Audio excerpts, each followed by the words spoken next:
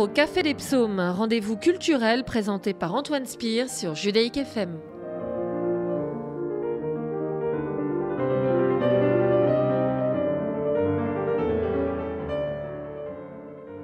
Bonsoir à tous. Comme chaque dimanche, c'est Livre au Café des Psaumes. Aujourd'hui, je reçois Francine Mérand. Francine Mérand, vous avez publié ce livre qui s'appelle « Témoigner de ses vies, peindre la mémoire » aux éditions du Cygne. Alors, il faut d'abord que je dise que c'est un très beau livre avec la reproduction d'une série de toiles et de sculptures qui sont vôtres. Vous êtes peintre, céramiste, vous exposez depuis 1999 un peu partout en Europe, mais vous êtes en même temps psychiatre. Et votre travail artistique de mémoire à propos de la Shoah parcourt l'Europe depuis 2008. Vous avez publié La Shoah et son ombre en 2009. Vous êtes alsacienne, d'où d'ailleurs la préface de Philippe Richer, le président du conseil régional, qui fait d'ailleurs allusion à quelqu'un qui est cher à mes yeux, qui s'appelle Freddy Raphaël, qui a beaucoup travaillé sur la Shoah, sur l'identité juive et sur le sort des Juifs d'Alsace. Alors, je voudrais commencer par dire que dans ce livre, où on a des reproductions de vos œuvres, il y a en même temps un texte qui est très intéressant et beaucoup de citations. Et notamment cette citation de Malraux, « La plus belle sépulture des morts, c'est la mémoire des vivants ». Et en fait, c'est une réflexion sur la mémoire que votre livre, une réflexion sur la manière dont la mémoire se forme. Et votre livre est sous les auspices de Martin Niemöller, le pasteur protestant allemand. Je voudrais rappeler que ce pasteur qui exerçait en Hesse-Nassau en Allemagne, qui a été interné de 1938 à 1945 et qui a écrit d'un camp de concentration à Dachau, écrivait « Quand les nazis sont venus chercher les communistes, je n'ai rien dit, je n'étais pas communiste. Quand ils sont venus chercher les sociodémocrates, je me suis tu, je n'étais pas social-démocrate. Quand ils sont venus chercher les syndicalistes, je n'ai pas protesté, je n'étais pas syndicaliste. Quand ils sont venus chercher les juifs, je me suis tu, je n'étais pas juif. Quand ils sont venus chercher les catholiques, je me suis tu, je n'étais pas catholique. Quand ils sont venus me chercher, il ne restait plus personne pour protester. » Alors cette phrase évidemment de Niemöller est très très connue, mais en même temps ça donne un peu l'idée de votre livre qui, à mes yeux, est un livre qui plaide pour l'universalisme de la mémoire et de la mémoire de la Shoah. Il y a une question par laquelle je voudrais commencer, c'est que plusieurs fois dans le livre, il y a le mot holocauste. Holocauste, ça veut dire sacrifice. Comment est-ce que vous avez accepté d'écrire ce mot, holocauste, à la place de Shoah ? Alors, on va dire que le premier livre que j'avais écrit s'appelait La Shoah et son ombre. Donc, il portait le mot Shoah. Beaucoup de libraires ont dit que ça restreignait le livre au niveau de l'intérêt que les gens portaient, puisqu'ils n'y allaient que s'ils voyaient le mot Shoah ou ils n'y allaient pas quand ils voyaient le mot Shoah. Le deuxième livre correspondait plus à ce que je voulais transmettre. Le deuxième, c'était de transmettre la notion de vie. Et pour que la question dépasse la question de la Shoah, je voulais dire que c'était, on va dire, pour moi, c'était comment peut-on sacrifier à n'importe quoi des hommes. La deuxième raison pour laquelle j'ai accepté de laisser le mot Holocauste plutôt que le mot Shoah, c'était parce que c'est un travail qui s'adresse aux scolaires, beaucoup, pas seulement aux scolaires, mais l'idée, c'est que ce soit un travail qui soit diffusé au niveau des écoles pour une éducation des jeunes. Par rapport à ça, je ne suis pas sûre que le mot Shoah parle à tous les élèves. Alors, de façon très négative, dans certains milieux scolaires, enfin certaines banlieues, oui, mais l'Holocauste, c'était le terme qui peut-être leur parle à eux plus, pas à nous juifs, parce que c'est clair que c'est pas un sacrifice, on est bien d'accord, moi je suis tout à fait d'accord avec vous sur le mot. Moi personnellement, j'utilise le mot Shoah. Et la troisième raison, c'est qu'il y a un travail que je fais parallèlement au niveau du Conseil de l'Europe. Enfin, c'est pas un travail, c'est que je propose, on m'a demandé d'intervenir dans certaines séminaires pour enseignants et aussi dans des colloques.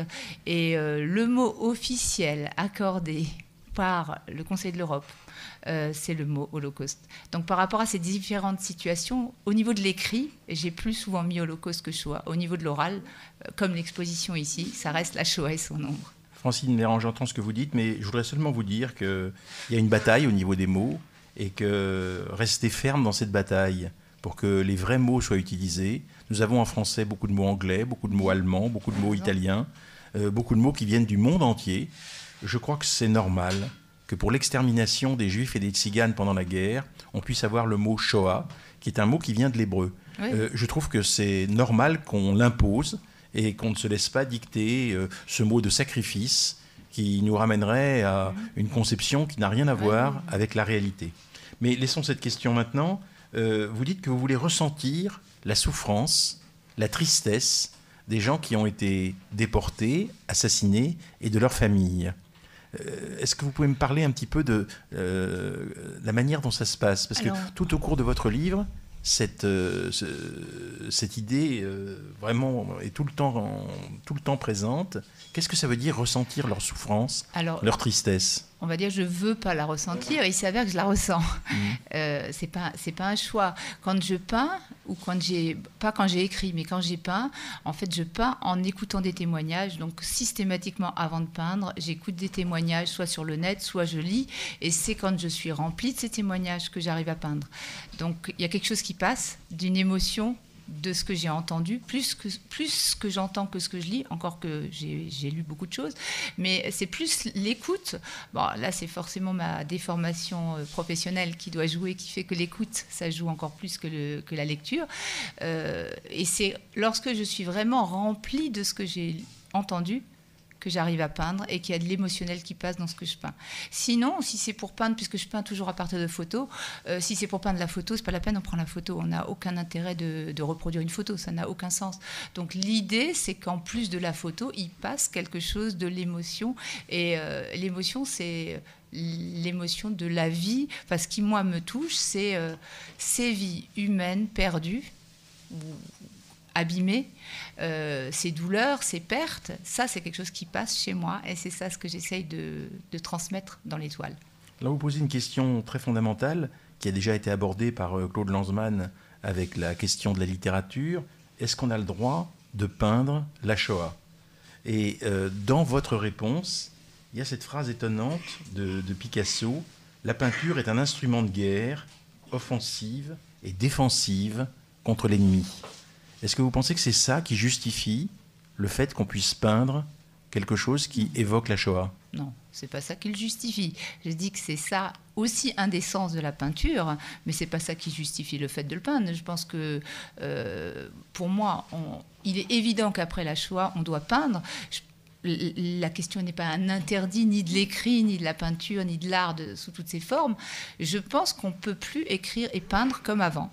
Voilà, c'est plutôt ça ce que je veux dire. C'est qu'une fois que la Shoah a eu lieu, je pense qu'au niveau de la culture, il y a une vraie question du sens de la culture. Je pense qu'avant la Shoah, on pouvait imaginer que la culture nous protégeait de la barbarie. On pouvait imaginer que les barbares étaient au fin fond de l'Afrique, enfin dans un pays retranché, et que dans un pays évolué, européens, comme l'étaient les pays européens et l'Allemagne avant la guerre, on pouvait imaginer qu'on était protégés de cette barbarie. En réalité, l'art ne nous protège pas, enfin la culture et l'art ne nous protègent pas de la barbarie. Donc moi, je me sers de la peinture pour transmettre, et je pense qu'effectivement, depuis la Shoah, on ne peut plus faire les choses comme on les faisait avant.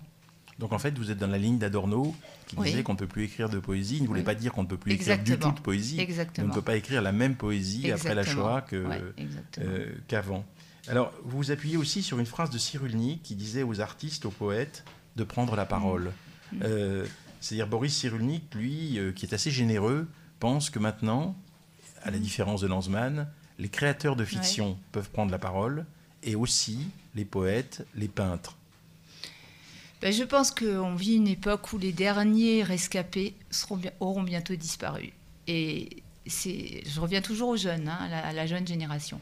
La transmission était faite avant par le fait qu'étaient invités dans les écoles des rescapés. Bon, encore des enfants cachés aujourd'hui, mais ces rescapés, bientôt, ne seront plus là.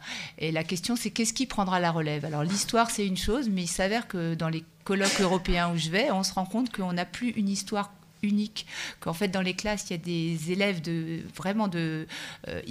émigrés de partout et qu'il n'y a plus une espèce d'histoire qui nous unit unique. Par rapport à ça, il faut un autre biais de transmission, et je me suis rendu compte que l'art, sous toutes ses formes, que ce soit une pièce de théâtre, que ce soit un roman, que ce soit la peinture, c'est quelque chose qui parle aux jeunes, et qui parle aux jeunes quelles que soient leurs origines Et par rapport à ça, je pense que c'est un nouveau biais pour transmettre. Alors, de votre point de vue, il y a une atmosphère du drame de la Shoah, mais aussi du drame de tous les génocides. Et vous expliquez que c'est notre histoire à tous, qui a comme quelque chose comme une coulée sombre, en fait, qui marque notre imaginaire.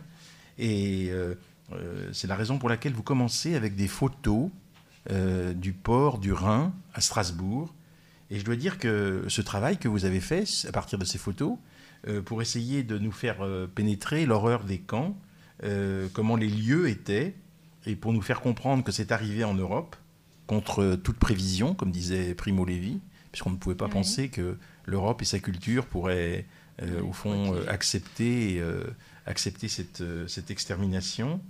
Vous vous fixez comme tâche d'essayer de comprendre, de repérer les prémices du mal. Et vous dites les prémices du mal n'importe où. Ce qui signifie bien que vous êtes soucieuse de prendre en compte tous les génocides. Alors on va dire que le livre est construit après la peinture. C'est-à-dire qu'au départ, quand j'ai peint, je n'avais pas cette construction intellectuelle qui était une construction a posteriori. En fait, quand j'ai peint le port du Rhin, je n'avais pas d'idée préexistante au fait que j'ai peint le port du Rhin. C'est des choses qui m'ont totalement échappé. Donc pendant 6 mois, j'ai peint le port du Rhin. J'ai pris des photos du port du Rhin et je l'ai peint. Au bout de 6 mois, sans savoir pourquoi je le peignais. Et au bout de 6 mois, j'ai voulu peindre la souffrance collective. Et donc j'ai peint. Je suis arrivée aux déportés et j'ai fait beaucoup de toiles de déportés. Et au bout de tout ça, j'avais ma maison pleine. C'est-à-dire que j'avais accroché tout ça chez moi. Et les gens étaient très, très surpris de voir ces peintures de déportés. Ils ne comprenaient pas, moi non plus, je ne comprenais pas. Je ne savais pas pourquoi je les avais peintes. C'était la souffrance collective, mais j'ai comme été avalée. J'ai commencé à lire des livres, à relire, parce que c'est des livres que j'avais déjà lus, à écouter des témoignages. Et en fait, j'ai été complètement avalée par la Shoah. Dans l'après-coup, je me suis dit, puisque ça dérange tellement que les gens voient ça chez moi, il faut que ce soit exposé. Donc, j'ai demandé au conseil régional si c'était partant. Et M. Richert, c'est lui qui a accepté à l'époque la première exposition, parce qu'à Strasbourg, il y a un mois qui s'appelle le mois de l'autre. Et le mois de l'autre, c'est le mois de la différence. Et donc, c'est dans ce cadre-là que l'exposition a été acceptée. Et lorsque j'ai exposé, à ce moment-là, mon mari me disait mais t'as pas beaucoup de toiles, t'avais 10, 15 toiles de déportés, ça suffit pas pour une exposition. Et je lui dis mais c'était déjà là avant. Et là j'ai commencé à écrire sur mes toiles, et en l'occurrence sur ces toiles du port du Rhin. Et c'est là que j'ai compris que ces toiles s'intégraient dans le travail. Et le port du Rhin, il faut savoir que c'est une zone particulière, c'est vraiment la zone frontalière entre l'Allemagne et la France. C'est vraiment la zone qui touche Strasbourg et Kiel. Et je me suis dit que c'était effectivement pas le hasard qui faisait que juste avant que ça n'émerge dans ma tête, j'ai eu besoin de peindre ces lieux. Et par rapport à ça, je me suis dit que c'était important. Pourquoi ? Parce que je vais vous donner un exemple. Une des toiles du port du Rhin a été exposée lors de cette première exposition. Et il y a une dame, Tutsi, qui est passée par hasard au conseil régional pour une conférence et qui est venue me voir et qui me dit « Mais attendez, là, ce village, c'est au Rwanda ?» Et j'étais vraiment sidérée parce que c'était vraiment le port du Rhin. Et elle a lu le Rwanda là-dedans. Elle pensait vraiment que c'était un village au Rwanda. Et ce qui fait que je me suis dit, oui, c'est important. En fait, c'est des lieux. C'est important que je ne peigne pas des lieux de camp de concentration. C'est pour ça que j'en ai volontairement pas peint, parce qu'une fois que c'était conscient le travail que j'ai fait, j'aurais pu choisir de peindre Auschwitz ou de peindre n'importe quel camp de concentration. Et je me suis dit que ça n'a aucun sens de peindre, pour moi en tout cas, de peindre un camp de concentration, parce qu'il y a les photos qui attestent, et c'est le lieu même où ça s'est produit. Mais par contre, intégrer ces lieux neutres qui sont cette zone frontalière, ça me paraissait important de dire qu'effectivement, ça permettait de dire d'une part que ça peut avoir lieu n'importe où. C'est des trains, c'est pas des trains de la déportation que j'ai peints, c'est des trains de marchandises quelconques qui sont dans ce coin-là.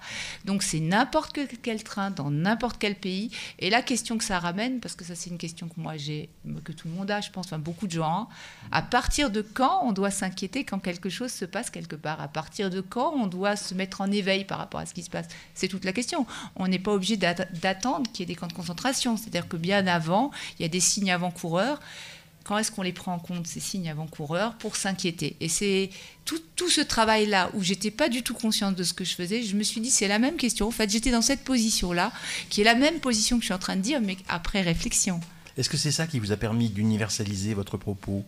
C'est-à-dire de ne pas seulement traiter de la Shoah, mais de traiter aussi d'autres génocides Et notamment, vous citez le génocide des Arméniens, vous citez le génocide rwandais, et bien sûr le génocide des Tziganes. C'est-à-dire que c'est l'humain qui me touche dans tout ça, et c'est doublement l'humain. D'une part, j'ai une grande question, c'est comment on vit avec les traces de quelque chose comme ça. C'est une grande question, c'est comment on arrive à survivre avec ce qu'on a vu à la fois de l'horreur, avec ce qu'on a vu aussi de ce que l'homme est capable de faire. Parce que ça, je pense que c'est quelque chose de très difficile. Lorsqu'on a passé par un camp, je pense que... Enfin, moi, j'ai souvenir d'un témoignage particulièrement qui me reste en tête. Je ne crois pas que je l'ai relevé dans le livre. Je ne sais plus, mais je ne crois pas. J'étais, pour le premier livre,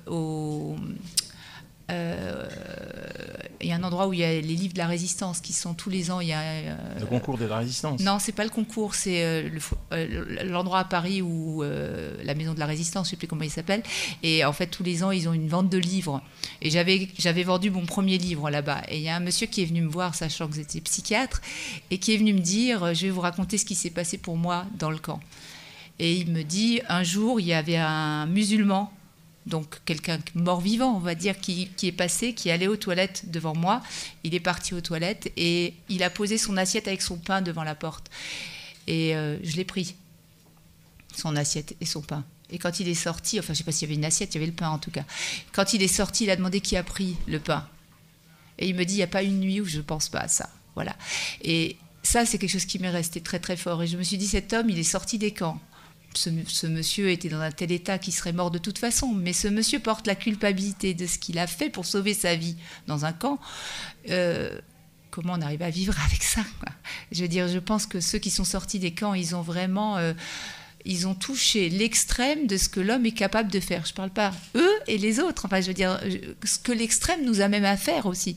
Et ça, c'est une grande question que j'ai, c'est comment on arrive à vivre. Et ça, c'est dans les camps, mais c'est aussi au Rwanda. Enfin, je veux dire, quand on entend que le voisin est capable, parce que j'ai une exposition actuellement à Strasbourg encore sur les Tutsis, quand on entend qu'un voisin à qui on a prêté de l'argent est capable après de venir tuer la famille qui lui a prêté l'argent pour enterrer ses propres morts, parce que c'est le cas en l'occurrence d'une... Comment l'homme est capable de faire. Je veux dire, comment c'est imaginable que l'homme soit capable de ça. Donc, il y a à la fois comment l'homme est capable d'oublier qu'en face de lui, il y a un humain, qui est quelque chose, qui est une question qui est pour moi incroyable, quoi. Et la deuxième chose, c'est comment l'homme arrive à survivre à ce qu'il a traversé. Alors, vous arrivez très bien, à mon avis, à renouveler la manière dont on perçoit ce qui se passe dans le processus d'extermination, parce que l'usage que vous faites de la peinture, l'usage que vous faites de la sculpture et de la céramique, au fond, transforme complètement les formes d'expression. Et donc, évidemment, ça nous fait réfléchir sur le point de savoir comment soudain tout dérape. C'est ce que vous dites vous-même, tout s'écroule, tout bascule et c'est la fin d'un monde. Écroulement des valeurs, faillite de la modernité, massacre total et finalement... dépourvu de charge passionnelle. Vous écrivez que, au fond, par moment, dans l'extermination, il n'y a pas de charge passionnelle, mais il y a, au fond, la froide banalité du mal de celui qui tue, de celui qui extermine. Et juste après, vous en arrivez à penser que la Shoah est innommable. Alors, je vais vous dire, ça me choque. Alors, je sais bien que vous n'êtes pas la première à dire une chose pareille, mais moi, je n'arriverai jamais à l'accepter. Parce que si vous voulez, si on met la Shoah dans un absolu innommable, alors on la déshumanise. La Shoah, c'est aussi le fait d'un choix politique d'un certain nombre de gens, et ça a eu des effets considérables dans la chair des victimes, à l'initiative de gens qui existaient et qui étaient des bourreaux. Donc dire que c'est innommable, c'est d'une certaine façon le retirer du patrimoine humain. Or, ça fait partie du patrimoine humain. Est-ce que vous voyez ce que je veux dire ? Je comprends ce que vous voulez dire. Ce que je veux dire par là, quand je dis innommable, c'est peut-être mal dit, hein, c'est peut-être une erreur de langage, mais c'est une façon de dire que c'est presque hors des mots pour moi, c'est ça ce que je veux dire. C'est-à-dire que quand je dis innommable, c'est-à-dire que c'est tellement impensable, c'est presque comme s'il fallait, c'est pour ça que le mot choix est peut-être venu, c'est comme s'il fallait créer un mot pour le dire tellement ça me paraît impensable. C'est dans ce sens-là. C'est pas hors de l'humain, c'est de pouvoir imaginer que les hommes aient pu concevoir. Alors évidemment, chaque homme avait ses propres raisons. Hein. Je veux dire, je pense que les raisons de l'un, c'était la jalousie, les raisons de l'autre, c'est de faire détruire un peuple. Enfin, bon, peu importe. Je veux dire, chacun avait ses raisons. Mais qu'à la sortie, de façon aussi construite, aussi rationnelle, c'est pour ça que je dis froide, enfin, je veux dire rationnelle, aussi organisée, aussi méthodique. Enfin, je veux dire, il y a quand même... alors, il y a les nazis, et puis, bon, il y avait aussi des Français, hein, je veux dire, il n'y avait pas que des nazis, mais je veux dire, au niveau des nazis, d'avoir pu froidement faire des comptes, donner le sentiment que le travail, c'est la liberté, enfin bon, etc., enfin, tout ce qui a été... Mais c'est pas innommable. Tout ça peut se raconter, tout ça peut s'analyser, tout ça peut se préciser.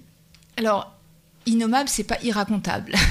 C'est pas dans ce sens-là, je dis innommable. C'est comme si c'était... Ouais, on va dire que le innommable, c'est impensable. Voilà, on va dire quelque chose de ce registre-là, quoi. Mais impensable, non, justement, il nous faut le penser. Moi, je pense qu'il nous faut le penser. D'ailleurs, vous le pensez très bien quand vous évoquez cette mémoire du départ des foules à partir de photos d'archives. Et à ce moment-là, d'ailleurs, en feuilletant les photos d'archives, en travaillant sur ces photos d'archives, vous arrivez à interroger les responsabilités. Et vous dites... c'est insupportable de se confronter à la banalisation de la mort. Là, je suis 100% à vos côtés. C'est-à-dire qu'effectivement, c'est insupportable. Et il y a une sorte d'hypnose face à la violence. Alors là, c'est la psychiatre que j'interroge. C'est-à-dire comment vous travaillez cette hypnose?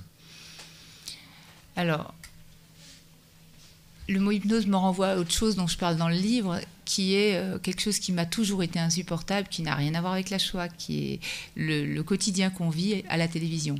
C'est-à-dire qu'on est tous témoins quotidiennement, parce que c'est l'attitude générale des journalistes et puis du public. On est témoins par l'image de drames, quel qu'il soit, dont on nous montre les images. Et devant ces images, on est tous témoins obligés, on va dire, sauf à éteindre son poste de télévision. Et on a des images de meurtres, d'attentats, de tout ce qu'on veut. Enfin, tout ça, on nous le met en image. Là, il y a une hypnose de l'image qui, moi, m'a toujours dérangée, en dehors de la question de la Shoah. Et c'est pour ça, d'ailleurs, que moi, je n'ai pas voulu partir d'images de la Shoah. Dans l'ouvrage et dans les toiles que j'ai faites, je n'ai peint que des choses dont j'aurais pu être témoin. C'est-à-dire, on ne peut être témoin que des gens qui partent dans les camps, donc des déportations au départ. Là, tout le monde pouvait être témoin, enfin je veux dire, on pouvait être témoin, et on pouvait être témoin de ce qui se passait après les camps, c'est-à-dire quand les gens sont revenus ou quand on a ouvert les camps. Maintenant, ce qui se passait dans les camps, je ne l'ai pas peint. Et j'ai aucune peinture. Alors on va me dire, il y a un corps dans l'ouvrage, le reste, il n'y a pas de peinture, parce que d'abord, je n'ai pas été dans les camps, et je ne veux pas être hypnotisée par ces images, justement. Ça m'est insoutenable. Je veux dire, de voir les morts, de voir ce qui s'est joué dans les camps, ça m'est insoutenable. Je peux pas. Et il faut imaginer que quand je peins dans mon atelier, l'atelier il est couvert de photos. Donc, je suis pleine de quelque chose, il y a une photo qui me parle, et à ce moment-là, je vais la peindre. Je ne peux pas me retrouver devant des photos comme ça. Donc, je me retrouve devant des hommes, et pas devant des corps. Alors ça accrédite la thèse de Lanzmann, selon laquelle il y a quelque chose d'irreprésentable. C'est-à-dire que vous n'arrivez pas à représenter ce qui se passe dans le camp. Vous représentez l'avant-camp, vous représentez l'après-camp, mais vous n'arrivez pas à représenter ce qui se passe. Je me dis, j'y étais pas. Je ne sais même pas si j'aurais... Je suis d'accord dans l'irreprésentable, et là, ça revient à ce que vous disiez tout à l'heure. C'est-à-dire que j'estime que je n'ai même pas le droit de le représenter. J'y étais pas. Je vais représenter quoi? Je veux dire, je pense que pour celui qui y a été, chacun a sa propre histoire, chacun a son propre vécu en fonction de son histoire d'avant. Donc chacun le vit avec sa tête, avec sa personnalité. Moi, je ne l'ai pas vécu. Je ne me permets pas de le représenter. Ouais. Alors Francine Méran, face aux revenants, au groupe qui arrive à s'en sortir, vous avez des toiles qui symbolisent la souffrance collective d'un peuple, écrivez-vous, et au fond des présences sans visage. Vous dites des spectres ravagés, et vous reprenez la phrase d'Anthelme, ravagés, abétis, rayés. C'était Anthelme dans l'espèce humaine. Et en fait, vous dites, et vous reprenez cette phrase très importante, dans ces camps, il n'y a pas de pourquoi. Es gibt kein Warum. Il n'y a pas de pourquoi, c'est-à-dire qu'au fond, on évite la pensée. Comme tout est banalisé, industrialisé, c'est la mort industrielle, il n'y a pas de pourquoi. Ça, c'est une idée très importante pour la psychiatre que vous êtes, non? C'est-à-dire que à se demander pourquoi, on devient fou, parce que c'est insoutenable. Je pense que c'est vraiment insoutenable. Donc la seule façon que les gens avaient de fonctionner, c'est de se dire, soit beaucoup le disent pour survivre, soit en mémoire, ils se rappelaient le passé d'avant, ce qui leur permettait de tenir. Il y en a beaucoup qui pensaient aux odeurs, à l'alimentation, à des souvenirs d'enfance, enfin des choses qui... Soit ils se projetaient dans le après et se dire, je vais être témoin pour après, ou alors dans l'immédiat. Mais le pourquoi, la question du pourquoi, elle n'était pas supportable. Enfin, je veux dire, c'est pas... J'étais très sensible au fait que votre souci est de donner un visage. Vous avez, au fond, peint un très grand nombre de toiles avec les visages des hommes et des femmes qui ont écrit sur la déportation. Et en fait, donner vie à ces visages, pour vous, c'est d'une certaine façon parler de ce qui s'est passé. Et... ces visages, ce sont des individus qui vous permettent de redonner un nom, de mettre un visage sur une réalité et donc d'exprimer une parole, la parole des absents. Un peu comme si ceux qui avaient été vraiment les témoins pouvaient donner, au fond, l'expression. Alors évidemment, m'est revenue en tête la phrase de Célanne, « Qui sera témoin pour le témoin ?» Oui, bien sûr. Et alors, c'est vous le témoin pour le témoin ? Il y a des survivants qui m'ont dit qu'ils étaient soulagés que je sois là. Enfin, à la première exposition, il y a eu 2 rescapés qui vivent dans la région à Strasbourg, qui m'ont remercié, qui m'ont dit c'est bon, on sait que le relais est pris. Voilà. Donc, qui avaient le sentiment qu'effectivement, il y avait quelque chose qui pouvait être relayé. Dans le livre, j'ai voulu... C'est presque une envie de ressusciter, enfin d'aller contre la mort. C'est-à-dire que l'idée qu'un visage soit là, soit présent. D'ailleurs, les Tutsis le relatent aussi. Quand j'ai peint des Tutsis qui ont disparu, et eux ont la même croyance que nous, c'est de faire revenir un visage et un nom, ça redonne vie. Et j'ai voulu faire pareil là, et dans le livre, je l'ai fait d'autant plus, c'est-à-dire que j'ai essayé partout où je pouvais, dans la partie où il y a les biographies de chaque personne que j'ai peinte, je voulais qu'il y ait une parole de chaque personne, parce qu'il n'y a rien de plus présent que des mots qui sont dits. Une biographie, c'est-à-dire on fait de l'historique, là, à la mort de quelqu'un.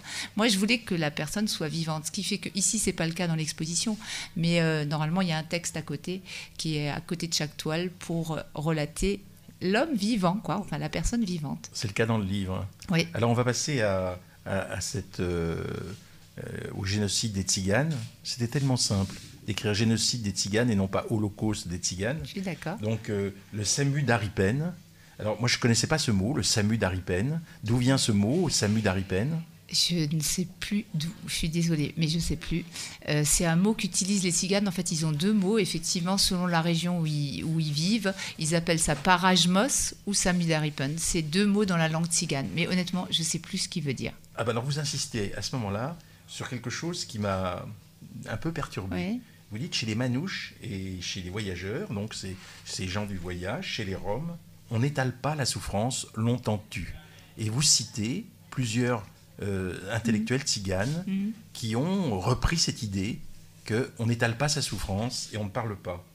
Alors évidemment, comme avant, vous avez parlé de la Shoah et l'extermination des Juifs, je me suis dit, au fond, est-ce que les Juifs, ils étalent leur souffrance alors que les Tziganes ne l'étalent pas? J'ai marqué le mot étalé, peut-être, oui, si vous le reprenez, c'est que je l'ai mis. Mais... il est dans le livre. Alors, on va dire que les Tziganes, ils ont une culture particulière. C'est ça ce qui est frappant par rapport à nous, les Juifs.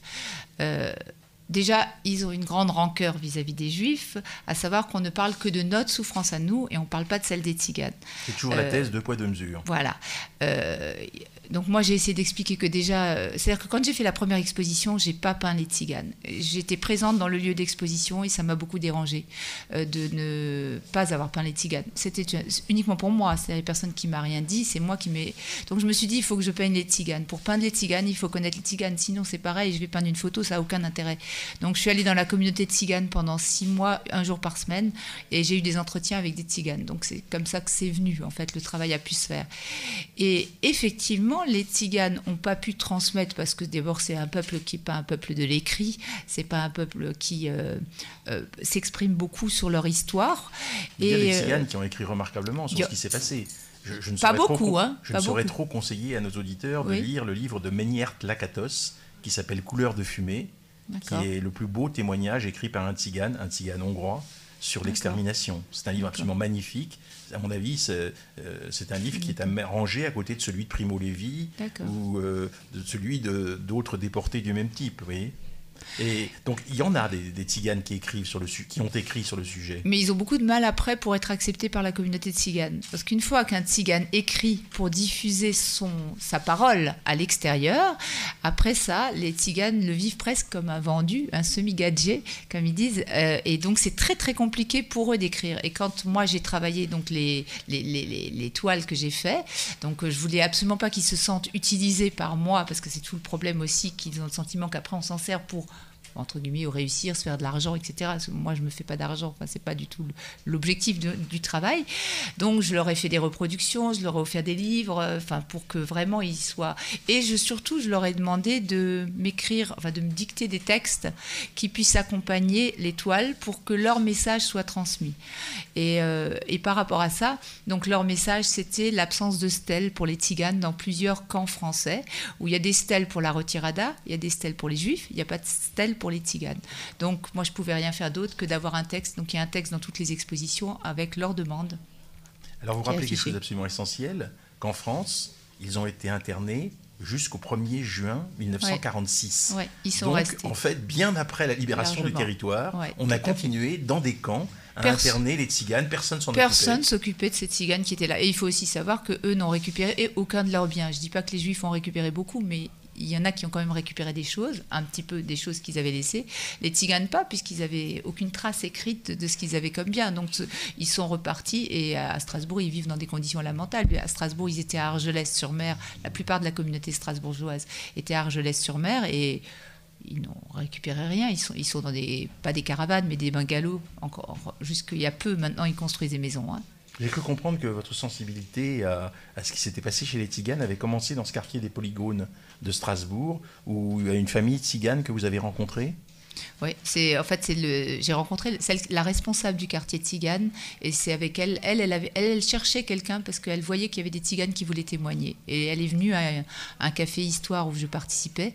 Et moi, je cherchais à entrer en communication en contact avec les tziganes. Donc on s'est retrouvés par ce biais-là, et c'est par elle que je suis rentrée dans ce quartier, que j'ai eu des entretiens.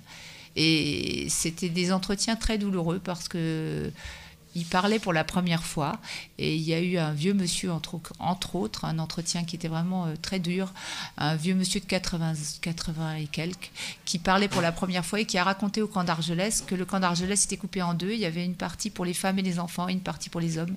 Et lui était un petit garçon, et il voulait rejoindre son papa, et il est passé dans le sable, puisque c'était un camp qui était sur le sable, au bord de la plage. Et donc il a creusé un trou, il est passé de l'autre côté, et il est arrivé chez les hommes. Et au moment où il est arrivé chez son père, il y a un Français à cheval qui a frappé avec un fouet son père sous ses yeux. Et lorsqu'il m'a raconté ça, donc il l'a raconté, il s'est effondré en larmes, et il a dit: c'est la première, c'est la dernière, je ne parlerai plus. Et il a quitté la pièce et il est parti. Et donc c'est très difficile pour eux, pour revenir à la question de parler. D'abord, les morts, pour eux, on n'en parle pas. Quand quelqu'un est mort, la question des morts est tabou. C'est vraiment quelque chose... C'est-à-dire qu'ils ne gardent quasiment pas d'objets des morts. Claire Ozias l'a très bien expliqué, ça. Ouais, exactement, oui. Et donc ça, c'est déjà un premier problème pour parler du passé. Le deuxième, c'est que on ne doit pas se nourrir des tristesses. Donc, on doit dépasser les tristesses, et on doit vivre dans le présent. Donc, tous ces éléments-là font que c'est compliqué. J'ai exposé, je crois que c'est dans le livre aussi, il y a des photos, j'ai exposé dans un festival tzigane. Et à côté de moi, donc j'avais assez de crainte quand j'ai exposé, parce que j'ai imposé l'image du génocide tzigane à des tziganes qui n'avaient pas forcément envie qu'on leur impose. Et en plus, j'étais pas tzigane. Et il n'y a pas eu de réaction négative du tout. Au contraire, il y a eu beaucoup de témoignages, et beaucoup de tziganes sont venus me parler, m'ont raconté leurs grands-parents. Enfin, ça a été l'occasion vraiment de la parole. Et même certains ont venu prendre des photos de leurs enfants devant des toiles, en disant qu'ils voyaient les grands-parents derrière, et donc c'était important. Et il y a un monsieur à côté qui est venu m'insulter et s'emporter, et m'a dit: j'en ai marre, ça fait 3 jours que j'ai des insomnies, vous m'imposez ces images. Et je lui ai dit que je comprenais, je comprenais bien ce qu'il pouvait ressentir, mais que si personne parle, ça va partir, il n'y aura plus de rescapés. Et après, il m'a expliqué que ses 2 grands-parents étaient morts à Auschwitz. Voilà. Donc c'est toute la difficulté. Là, vous avez un chapitre très fort sur les enfants, évidemment, avec des dessins que vous avez faits de ces enfants. qui sont balayés par l'ouragan de terreur qui, au fond, couvre l'Europe. Millions d'enfants juifs désignés, raflés, déportés, exterminés, mais aussi les enfants cachés pendant la guerre, et aussi les enfants tziganes internés ou assassinés. Parce que des enfants tziganes assassinés, on n'en parle pas souvent. Alors, vous savez sans doute qu'il n'y a pas d'évaluation du nombre des tziganes qui ont été vraiment assassinés. Je crois avoir lu tous les analyses des historiens aujourd'hui. Suivant les livres, on voit des choses très différentes comme dans les chiffres. Alors donc, on ne prononcera pas de chiffres ici, mais vous insistez sur ces enfants tziganes assassinés. Oui, parce qu'il y en a d'abord eu beaucoup qui ont eu des expérimentations par Mengele, déjà, dont on ne parle pas, enfin personne... Il y a eu aussi des expérimentations du même type à l'initiative de médecins français dans le camp de Compiègne. À Compiègne ? Oui, à Compiègne, en France. Je ne savais pas. À l'initiative de médecins français. Non, c'est pour dire que Mengele, il avait des émules en France. Oui. Alors, je voudrais terminer, si vous le voulez bien, par les traces, qui ont une très grande importance. Et dans ce chapitre sur les traces, où vous dites comment ces traces continuent à vous poursuivre, vous racontez une histoire que je ne connaissais absolument pas. C'est un train qui, le 19 avril 1943, un train de déportés, a été stoppé par des résistants. Alors moi, je n'avais jamais entendu parler de cette histoire. C'est la première fois que je lis ça. Non, c'est pas de la blague. Alors, Francine Méran, allez-y, expliquez-moi. Le 19 avril 1943, je rappelle que c'est le jour de l'insurrection du ghetto de Varsovie. Oui, exactement. En fait, c'est en Belgique, c'est le seul train d'Europe où ça s'est produit. C'est à Boort-Meerbeek, donc c'est une petite ville en Belgique. C'était un train qui partait de Malines, qui allait à Auschwitz. C'est l'unique fois où ça s'est produit. En fait, les résistants se sont posé la question d'intercepter ce train et ils ont refusé de le faire. C'était trop risqué. Il y a 3 jeunes qui n'étaient pas des résistants, un juif et 2 non-juifs, qui n'étaient pas résistants, mais qui sont rentrés dans la résistance après avoir fait ça. Ils sont intervenus avec, pour toute arme, un petit couteau et une lampe qu'ils ont posée sur les rails. En fait, à cet endroit-là, il y a un chemin qui est fait, qui explique bien le trajet du train. C'est un endroit où il y a un coude qui fait que le train ralentit dans cette petite ville. Et à cet endroit-là, donc le train a ralenti. En plus, ils ont mis cette petite lampe rouge sur les rails, ce qui fait que le train a encore plus ralenti. Avec le couteau, ils ont ouvert les portes. Et le fait qu'ils aient ouvert 1 ou 2 wagons a fait que d'autres ont ouvert les portes. Il y a d'autres wagons qui se sont ouverts et il y a eu à peu près 200 déportés, tous juifs, qui ont pu échapper. Il restait au moment où on m'a demandé, en fait, on m'a écrit pour me demander de venir commémorer cet événement. Donc, comme j'étais en Belgique et que j'exposais là-bas, j'y suis allée. Il restait 2 survivants de ce train qui étaient présents. Une dame qui m'a invitée chez elle à la maison et un monsieur qui a écrit un livre qui est en France, qui est paru, monsieur Gronowski, ça s'appelle L'enfant du 20e convoi. Il existe. Ça n'a rien à voir avec le Gronowski polonais, juif polonais, qui dirigeait la résistance polonaise. Rien du tout. Non, rien du tout. Et donc, lui a écrit pour tous les âges. Il a écrit 4 ou 5 livres, en fait, qui sont adaptés à chaque tranche d'âge en tant que survivant. Et récemment, je viens de trouver une dame qui était dans le ventre de sa mère aussi, Yarom, dans ce train, Viviane Yarom, qui vit à Los Angeles. Et sa mère a sauté enceinte du train et cette dame vit aujourd'hui à Los Angeles. Alors vous dites et qu'il y a donc, eu 215